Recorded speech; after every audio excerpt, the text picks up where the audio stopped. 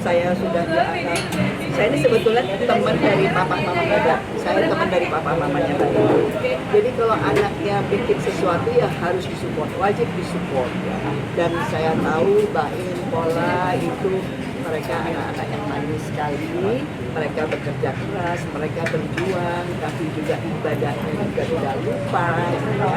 Nah, inilah yang juga menambah motivasi saya selalu mensupport mereka apapun yang mereka kerjakan, apapun usaha yang mereka kerjakan, karena mereka tidak lupa untuk berbagi dengan sesama, tapi juga ibadahnya juga termasuk hari ini sate celup. Apa sih sate celup? Aku berpikirnya, oh ternyata ya si sausnya itu kan lucu kan, itu di gelas kecil terus satenya dicelup gitu. Tapi ternyata walaupun tidak pakai bumbu yang dicelup itu, bumbu kecap itu, dimakan dagingnya saja tuh udah enak sekali. Jadi dagingnya pasti udah dimarinate dulu, jadi terasa gitu loh tanpa si celupan itu ya.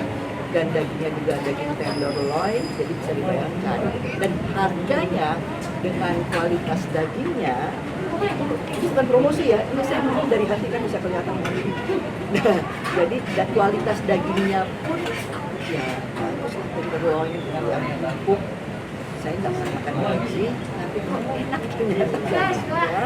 Sate ayamnya juga, tadi saya coba nasi goreng rempah, mau coba kopi, ada kopi apa nih, kopi susu apa tuh namanya, apa nggak namanya, aduh, kopi susu apa, coba lihat dulu, ada namanya soalnya aneh-aneh nih, tapi sebetulnya itu pakai gula aren lah, itu enak. Terus coba minuman aloe vera sama melon juga enak. Semuanya enak, bisa nggak bisa bergerak, udah penuh. Tadi mau coba yang lain lagi nggak kuat. Jadi tadi cuma apa namanya ambil sedikit dari pesanan yang lain. Ternyata Bayu juga belum pernah coba hasil karya. Artinya ini menjadi satu alternatif buat keluarga, apa ya, kalau mau wisata kuliner atau cemilan yang kuliner, ini salah satu yang saya pikir ya cocok buat keluarga karena pilihannya juga banyak. Alhamdulillah, nomor satu saya harus selalu bersyukur karena ibu saya sudah berusia hampir 89 tahun, suami saya yang komorbid, dan semua keluarga sehat, seperti yang satu disyukuri. Aktivitas saya pikir juga bertambahnya usia makin berkurang, tapi ternyata tambah banyak aktivitasnya. Barangkali juga tambah usia, tapi Tuhan juga memberikan amanah juga yang tambah juga. Jadi saya tetap syukuri, saya jalani ya sesuai dengan kemampuan.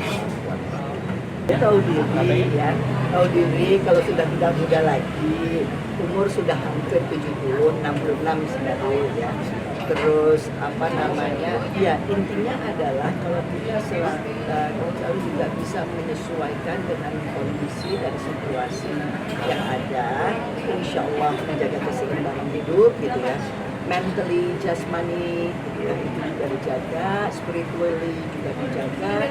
Kalau dari apa namanya, untuk menjaga kesehatan ini ya pasti ya, saya sih alhamdulillah apa saja dimakan. Tadi itu saya spiritual dagingnya. Terus kemudian pasti, nah dulu saya kalau tidur siang itu pusing. Tapi ternyata setelah di atas 60, dokter menyarankan untuk tidur siang walaupun itu hanya 15 menit.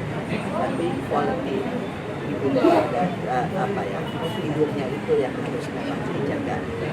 Nah, terus berusaha untuk tidur, walaupun saya nggak bisa tidur malam sampai 8 jam, 7 jam itu susah, tapi 6 jam minimal itu juga harus diupayakan.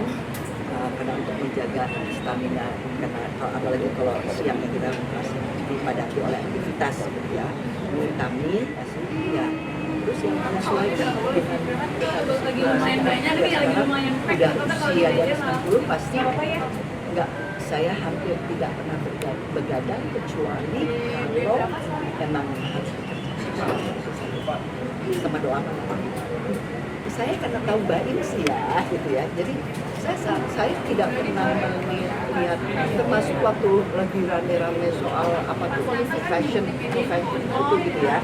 Gitu. Karena saya tahu Baim tuh dia ibadah kuat, tapi selalu ingin berbagi dan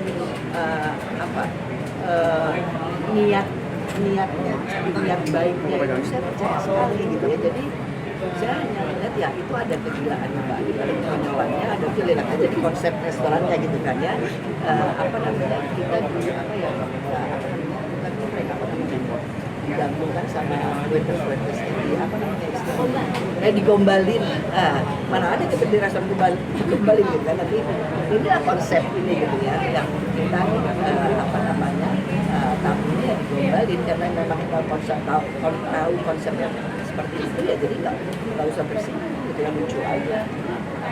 Jadi sebenarnya tergantung sih bagaimana kita melihat relasi itu.